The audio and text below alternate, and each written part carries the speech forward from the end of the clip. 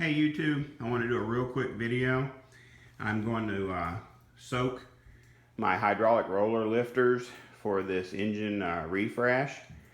Many of you may know the LS engines and previous GM engines that use the factory hydraulic roller setup has a bad reputation of developing a lifter knock. What causes that lifter knock is a burnt on or gummed up engine oil that interferes with the functioning and the passages in those lifters. So you see a lot of videos on YouTube where people use different techniques for trying to clean those lifters, flushing them out with engine flush, diesel fuel, spraying brake clean straight down the push rod holes, whatever. But this is just a test fit because I'm going to overhaul this engine for sale. So I was just in here, as you can see how utterly clean this engine is. I mean, there's no gumming, there's nothing going on in this engine. I was just test fitting these lifters in this block because these are, this engine has a hydraulic flat tappet cam in it. But when I overhaul it this time, I'm going to hone it, re-ring it, do the bearings. We're going to upgrade it to a hydraulic roller like it should have been done the first time. But I know these lifters are in excellent shape.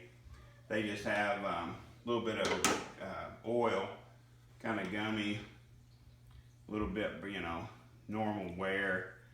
All the wheels are in really good shape. So I know these are good usable lifters, but I'm gonna overhaul this engine and get it ready to put in a 1990 half-ton pickup.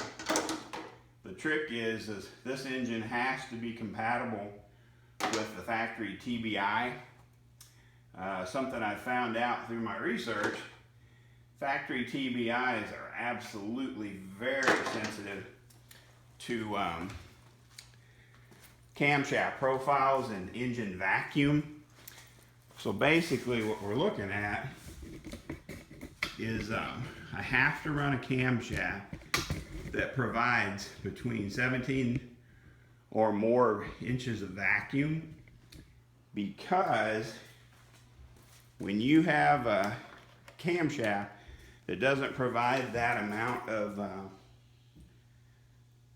vacuum, the map sensor goes crazy and sends weird signals to your ECU, which in turn can't handle the idle. So what it does is it hunts for idle.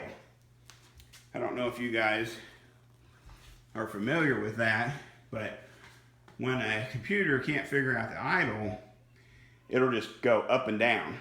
It'll raise and lower the idle over and over again. Similar to like a Honda that has a bad IAC valve where it can't steady the idle, so it just keeps going up and down, up and down. So we're going to put in a mild hydraulic roller cam in this 350 with the ported 492 heads. Should work perfectly with the TBI setup. Probably looking at around 275 to 300 horsepower. Cheap pump gas compatible. Should be a good setup for him. So getting ready to run out right now. A little bit out of breath because I've been running around. If you'll look, all I did was cover those lifters with fresh diesel fuel. I will let that stuff soak and I will agitate, shake, stir, whatever, move the lifters around until they're perfectly clean, because diesel fuel is considered a high detergent. I don't know if everybody's familiar with that, but just keep in mind, when you want to wash parts that are really oily, greasy, or carboned up, diesel fuel makes a good solvent for it without hurting your parts, because it is such a high detergent. So anyway, I'm gonna get these lifters cleaned up, get everything situated so I can pull that short block down, hit the cylinders with the flex hone, get the new rings, bearings.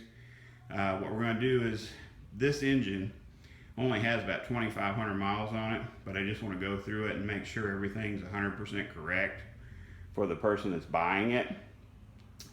It currently has a high volume oil pump in it, which gave me all kinds of fits because I did not have a 7-quart oil pan on there. So it gave me oil control problems from when I was trying to drive on the highway. So what I've done is I've purchased a standard pressure, I think it's yellow, spring for the oil pump. So basically what I'm going to do is I'm going to go ahead and reuse that high volume oil pump, but I'm going to change it from the purple, I think it's the purple spring that comes in that high volume pump, down to the standard pressure. So basically it'll be a high volume pump with the bigger gear set with the standard pressure, and that's going to be a lot more compatible with this factory, hydraulic lifter setup, and we'll be good to go. You guys keep watching. Sorry for the short video, but I got a million places to be and not very much time to get there. So keep watching. I got another build going.